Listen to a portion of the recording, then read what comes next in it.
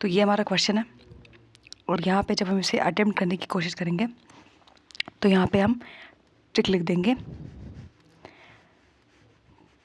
Car मांगी, यही था ना, कैटरीना ने कार मांगी, ऑल्टो, जेन, फरारी। ठीक, अब यहाँ पे पोटेशियम है ही नहीं, सोडियम है, सोडियम सोडियम सोडियम, इसको एलिमिनेट कर सकते हैं। फिर उसके बाद यहाँ पे ये तो Mg होना चाहिए, ये नहीं आएगा, एलिमिनेट कर सकते हैं, तो ये तो पहले से ही गया, ये और ये। अब यहाँ पे जेन फरारी, पहले जिंक आएगा तब आयरन आएगा, तो ये इनकरेक्ट है, इसीलिए 136 का फोर्थ सही है। ठीक, अगले क्वेश्चन को देखेंगे। निमोनिक्स आप देख लेना, PDF में आपको मिल जाएगा। यहाँ पे आप जब क्वेश्चन पढ़ोगे तो the process of release of sperm from seminiferous tubules को क्या बोलेंगे? तो यहाँ पे करेक्ट आंसर क्या आएगा? Ejaculation, spermatogenesis, spermiogenesis, spermiation. तो फोर्थ करेक्ट आंसर है। बाकी क्यों नहीं होंगे? ये है एजैकुलेशन की अगर बात करी जाए तो रिलीज ऑफ सीमेन होता है from the body, not from the seminiferous tubules. और नेक्स्ट था spermatogenesis, the process of sperm production in the testis which includes the formation of spermatids from spermatogonia. Next था स्पर्मियोजेनेसिस, तो फाइनल स्टेज होता है spermatogenesis का, जहाँ पे spermatids mature होते हैं इनटू स्पर्मेटोजोआ। ठीक, अगला क्वेश्चन है कि स्टेटमेंट दिया हुआ है with respect to flame, correct, correct को सर्कल बनाएंगे। Outer zone of flame is its hottest, एक सेकेंड क्वेश्चन पूरा देख लेते हैं। हाँ, क्वेश्चन इतना ही है, मुझे लगा 1 2 1 2 ऐसे करके दिया होगा।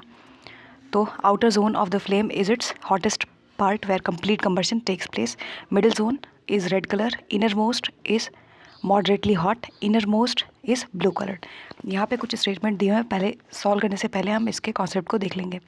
ये है different zones of candle flame, एक बार आप देख लो। यहाँ पे जब आप देखते हो तो जो आउटर जोन है वो कंबशन का, वो ब्लू कलर है, ये आप देखो, ये वाला, ये सबसे बाहरी ब्लू कलर है। जो मिडिल है वो येलो कलर है, जो इनर मोस्ट है वो ब्लैक कलर है। ठीक, ये इनर मोस्ट ब्लैक कलर है। जो सबसे बाहरी है वो हॉटेस्ट पार्ट है, जो मिडिल है वो मॉडरेटली हॉट है, और जो एकदम इनर में है वो लीस्ट हॉट है। अब यहाँ पे क्वेश्चन को आप पढ़ो, इनर मोस्ट ब्लैक है, माइंड में रखना। ठीक, क्वेश्चन को जब आप पढ़ोगे तो यहाँ पे लिखा हुआ है कि इनर मोस्ट इज ब्लू, तो ये इनकरेक्ट हो जाएगा क्योंकि यहाँ पे ब्लैक होना चाहिए। Inner most is moderately, least होना चाहिए था, लीस्ट हॉट है ना, मॉडरेटली नहीं हो सकता। Middle zone is red colour, तो ये आप देखो, ये है मिडिल, तो मिडिल रेड नहीं है, ये middle zone is yellow colour, ये आप दिख रहा होगा आपको, येलो कलर है, रेड नहीं है। ठीक, तो इसीलिए जब हम एलिमिनेशन के थ्रू भी जाते हैं तो ये हमारा ये भी गलत, ये भी गलत, ये भी गलत, क्यों गलत है हमको ये भी पता है, तो यहाँ पे करेक्ट बताना था। तो outer zone of flame is hottest part, ये हमने अभी देखा। यहाँ पे आपको वही थियरी में यहाँ पे लिखा हुआ है, ये यहाँ पे विजुअल फॉर्म में है, इन्फोग्राफिक बोल सकते हैं, तो वही यहाँ पे ये लिखा हुआ है कि हॉटेस्ट पार्ट सबसे भारी है। ठीक, अगला क्वेश्चन है कि at a height h above the earth surface from surface the fractional change in the values of acceleration due to gravity is r दिया है। तो यहाँ पे ये जो क्वेश्चन है above the earth surface और below, तो ये एक तरीके से इक्वेशन आपको लिखा मिल जाएगा NCERT बुक में। और एक चीज़ मैं आपको बता दूँ, अगर आपको लग रहा था कि सिर्फ 9th और 10th से काम चल जाएगा, तो ऐसा नहीं है, सिर्फ 9th 10th 11th 12th से भी क्वेश्चंस आए हैं। ठीक, तो ये जो है क्वेश्चन ये 11th की बुक से है, यस हाँ, तो इसीलिए एक बार आप NCERT देख लेना। ठीक, तो यहाँ पे ये आपको लिखा मिल जाएगा NCERT में, करेक्ट आंसर क्या आएगा 139 का, यहाँ पे आ जाएगा 3। इक्वेशन दिया हुआ है, लास्ट में यहाँ पे फाइनल डेटा है, उसी डेटा को यहाँ पे पूछा हुआ है, बिलो एबव सरफेस, वो सारी चीज़ें। उसके बाद यहाँ पे in which of the following media the speed of the sound wave is greater, तो यहाँ पे एयर है, ग्लास है, वाटर है, वैक्यूम है। तो ध्यान रहे वैक्यूम तो नहीं हो सकता है, क्योंकि sound can not travel in vacuum, it requires a medium, चाहे सॉलिड हो, लिक्विड हो या फिर गैस हो टू प्रोपगेट। ठीक, अब यहाँ पे हमारे पास डेटा है, और इस डेटा के थ्रू हम देखेंगे कि यहाँ पे जब आप देखते हो तो ये है ग्लास का डेटा 3980, उसके बाद वाटर का है 1531, एयर का है 346। एयर सबसे लीस्ट में आएगा और सबसे ज़्यादा ग्लास का है। डेटा आपके सामने है। अब यहाँ पे हमारे ऑप्शंस में था कि एयर है, लीस्ट में आएगा, ग्लास सबसे ज़्यादा, वाटर इसे थोड़ा कम।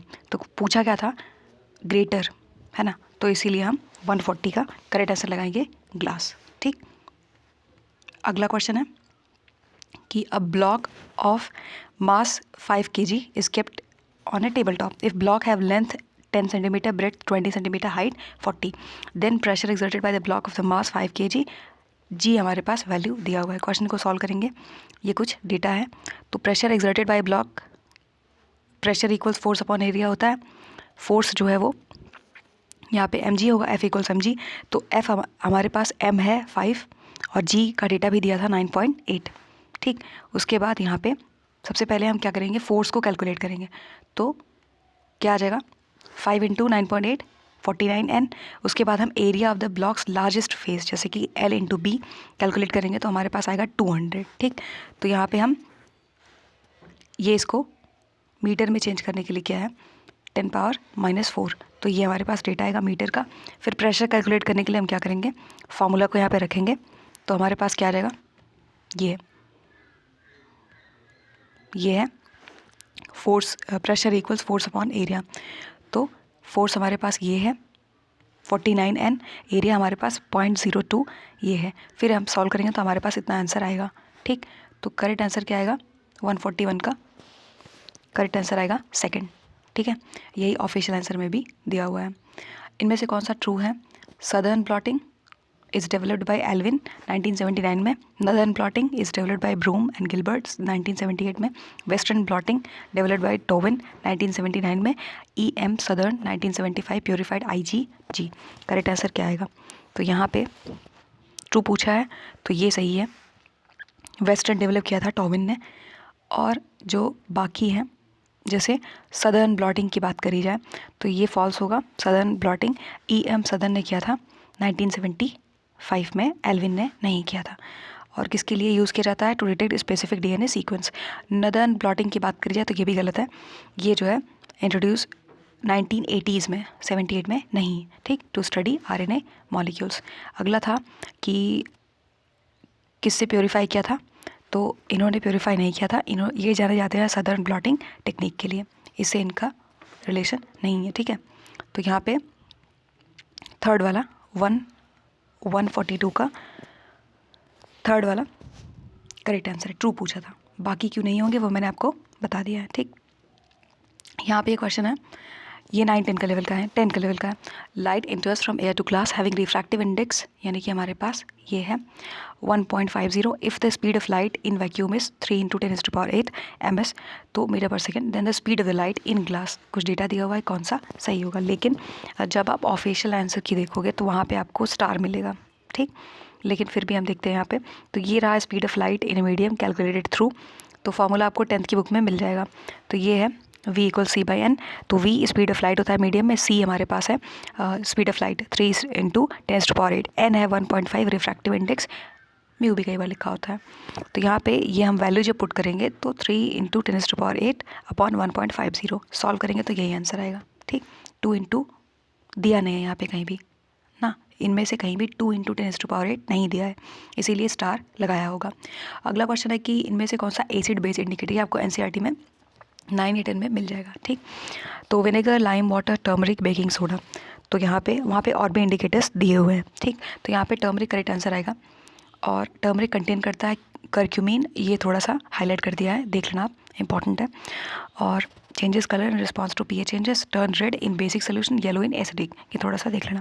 Here's why other options are incorrect. Vinegar एक एसिडिक सोल्यूशन होता है, not an indicator. Lime water basic solution होता है, not an indicator. Baking soda जो है वो इंडिकेटर नहीं होता है। ठीक, अगला क्वेश्चन देखेंगे, इनमें से कौन सा स्टेटमेंट है बेस्ट डिस्क्राइब करता है the nature of the science. तो 145 की अगर बात करी जाए तो scientists are totally objective in their work. ठीक है, थोड़ा थोड़ा सही है। The scientific method is the only guide for conducting research. Science is system of beliefs, science is social in nature.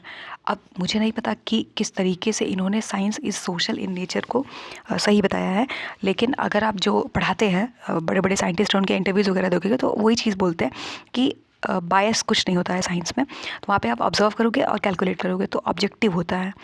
और यहाँ पे साइंटिफिक मेथड होता है only guide for conducting research. जब आप फंडामेंटल ड्यूटीज़ देखोगे वहाँ पे भी लिखा हुआ है टू डेवलप साइंटिफिक टेम्परामेंट। तो ये भी सही लगता है, ये भी सही लगता है, लेकिन इन्होंने फोर्थ को सही बोला है कि best describe nature of science. तो मे भी इसलिए क्योंकि नेचर पूछा है तो सोशल इन नेचर, ऐसा कुछ नहीं पता, लेकिन ये सी तो बिल्कुल नहीं होगा, सब जानते हैं ये बिल्कुल नहीं होगा। लेकिन इसको क्यों सही बताया है ये थोड़ा सा अजीब लगा। ठीक है, science involves collaboration, peer review, communication, making it a collective और सोशल एंडीवर, में भी इस वजह से इसको सही बताया हो। ठीक, आगे देखते हैं। Offspring produced after asexual reproduction, उसको क्या बोलेंगे? तो वो होता है only morphologically same, only genetically same, morphogenetically same, या फिर मॉर्फोजेनेटिकली डिफरेंट। तो करेक्ट आंसर क्या आएगा? ये आएगा मॉर्फोजेनेटिकली सेम। आपको एनसीईआरटी की लाइन में इजीली मिल जाएगा। ठीक, उसके बाद यहाँ पे हमारे पास एक्सप्लेनेशन यहाँ पे मैंने लिख दिया था, आप इसको रीड कर लेना। इनमें से कौन सा यूज़ किया जाएगा? Used in extraction of metals, coke, coal gas, coal tar या फिर पेट्रोलियम। करेक्ट आंसर क्या आएगा? कोक आएगा। ठीक, कोक जो है वो, बाकी कोल गैस की बात करी जाए तो ये बाय प्रोडक्ट होता है कोल का और हीटिंग वगैरह के लिए इस्तेमाल किया जाता है। कोल तार प्रोडक्शन ऑफ केमिकल्स में होता है, मेटल एक्सट्रैक्शन में नहीं होता। पेट्रोलियम प्राइमरीली इस्तेमाल किया जाता है फ्यूल के तरीके से, ठीक, in the production of petrochemicals. Last के 2 क्वेश्चंस बचे हैं वो हम देख लेते हैं। ये पीजीटी में काफ़ी पूछा जाता है।